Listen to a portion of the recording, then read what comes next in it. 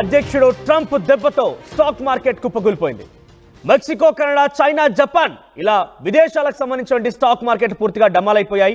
3% నష్టపోయింది జపాన్ మరియు దక్షిణ కొరియా మార్కెట్లు. ఇక 1000 పాయింట్లకు నష్టపోయింది జపాన్ మార్కెట్. భారీ నష్టాలను చవిచూస్తున్నాయి అమెరికా మార్కెట్లు కూడా. ఇక భారీ నష్టాల దిశగా భారత స్టాక్ మార్కెట్లు కూడా భారీ నష్టాన్ని చవిచూస్తున్నాయి. 500 పాయింట్ల నష్టంతో సెన్సెక్స్, 200 పాయింట్ల నష్టంలో నిఫ్టీ కొనసాగుతోంది. ఇక కెనడా, మెక్సికో దేశాలపైన 25% టారిఫ్ విధించడమే దీనికి ప్రధాన కారణంగా తెలుస్తోంది. చైనా పైన కూడా 10% టారిఫ్ విధించారు ట్రంప్. సో విదేశీ నుంచి తమ దేశంలోకి వచ్చేటువంటి ఆ ఇంపోర్ట్స్ పైన టారిఫ్ శాతాన్ని పెంచడమే ఎందుకు కారణంగా కనబడుతోంది. ఇక విదేశాల ప్రపంచవ్యాప్తంగా స్టాక్ మార్కెట్లు కుప్పకీలిపోయాయి. అమెరికా కూడా ఈ స్టాక్ మార్కెట్ నష్టాలను చవిచూస్తోంది. ఇక Mexico, Canada, China, Japan, India ఇలా మార్కెట్లు పూర్తిగా డమాలైపోయాయి. 3% నష్టపోయింది జపాన్, దక్షిణ కొరియా. ఇక 1000 పాయింట్ నష్టపోయింది జపాన్ మార్కెట్. భారీ నష్టాలను చవిచూస్తోంది అమెరికా మార్కెట్ కూడా.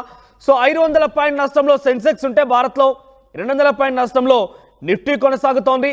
కెనడా, మెక్సికో దేశాలపైన 25% టారిఫ్ రేటు పెంచడమే ఇందుకు ప్రధాన కారణం కనబడుతోంది.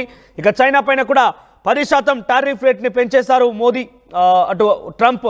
ఈ నేపథ్యంలో ప్రపంచ దేశాల స్టాక్ మార్కెట్ కుప్పకూలిపోవడం చూస్తున్నాం. దీని ప్రభావం అటు మాదక ద్రవ్యానికి కూడా దారితీసే అవకాశం ఉంది, ద్రవ్యోల్బణానికి కూడా దారితీసే అవకాశం ఉంది. సో ఎందుకంటే విదేశీ మార్కెట్ పూర్తిగా కుప్పకూలిపడం అంటే 1-2 దేశాలు కాదు, దాని ప్రభావం చాలా దేశాలపైన పడే అవకాశం ఉంటుంది. సో అమెరికా అధ్యక్షుడు ఒక్క నిర్ణయం ఎన్ని దేశాలపైన దాని ప్రభావం పడుతుందో చూడవచ్చు మనం.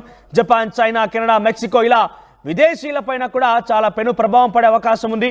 మరి ఆయన మాత్రం ఎట్టి పరిస్థితుల్లో ఆ నిర్ణయం నుంచి వెనక్కి తగ్గే ప్రసక్తే లేదు. కానీ కొంత విదేశీ మార్కెట్లో కూడా కొన్ని గైడ్ లైన్స్ చేంజ్ అయ్యే అవకాశం ఉంది. అంటే చైనా టారిఫ్ రేట్లు పెంచడం పైన చైనా ఏ నిర్ణయం తీసుకుంటుంది, తన ఇంపోర్ట్స్ని, తన ఎక్స్పోర్ట్స్ని ఆపేస్తోందా, అమెరికాకు వెళ్ళేటువంటి ఎక్స్పోర్ట్స్ పైన ఇంకేదైనా నిర్ణయం తీసుకుంటుందా చూడాల్సిన అవసరం అయితే ఉంది. ఇక మెక్సికో, కెనడా లాంటి దేశాలపైన ఏకంగా 25% టారిఫ్ రేట్ పెంచడం అంటే మామూలు విషయం కాదు. మరి వీటిపైన ప్రపంచ దేశీయులు ఎటువంటి నిర్ణయం తీసుకుంటారో చూడాలి. ట్రంప్ 47వ అధ్యక్షుడిగా ఎన్నికైన నాటి నుంచి కూడా ఒక్కో నిర్ణయం ఒక్కో సంచలనంగా మారింది. ఆయన తీసుకునే ప్రతి నిర్ణయం విదేశాలపైన ఒక ఎఫెక్ట్ చూపిస్తోంది. ఇటీవల కాలంలో ఆయన జన్మతా పౌరసత్వం గురించి ఒక నిర్ణయం తీసుకున్నారు. ఆ తర్వాత స్టాక్ మార్కెట్ల గురించి ఈరోజు టారిఫ్ రేట్ పెంచేస్తూ ఇంకో నిర్ణయం తీసుకున్నారు. ఇమిగ్రేషన్ సంబంధించిన విషయాల్లో కూడా చాలా సంచలన నిర్ణయం తీసుకున్నారు.